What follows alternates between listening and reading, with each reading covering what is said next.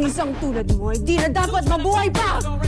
Nang ito ay mautusan kong tupukin ang iyong katawan at ang kaluluwa mo'y magtungo na sa balaak.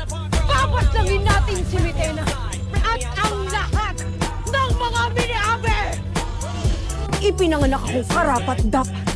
Ipinanganak akong may apoy sa aking dugo! Pagmula ngayon ay pinuputol ko na ang anumang ugnayan na mayroon ako sa inyo. Lumayas kayo rito sa Astoria! Kumusta? Huwad na Reyna. Ako'y hindi na anak ng isang sangre. Sabihin niyo nga sa akin, kayong dalawa ba talaga ay lumalaban para sa Encantado? Dahil hindi ko nararamdaman. Ako ba'y iyong inaalipusta, Tera?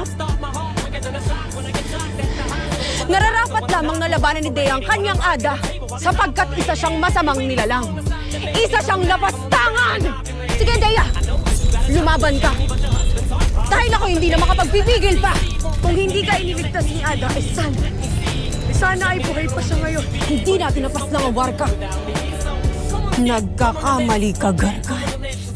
Kahit maubos ang apoy na nananalitay sa aking dugo, ay hindi ko isusuko ang aking brilyante sa iyo. Ikaw ang una kong nakita rito sa Lireño. Dahil ikaw rin ang una kong papaslangan. Maging ako man ay hindi makapaniwala na may isang dugong tao at isang mini-api tayong makakasama, Adamus. Alin ba sa sinambit ni Adamus ang hindi mo nauunawaan? Ngunit may mga epal lamang kung kailangan puntahan. Ano pa ang inyong hinihintay? Bakit hindi niyo sundan ang epal na kasing epal ninyo?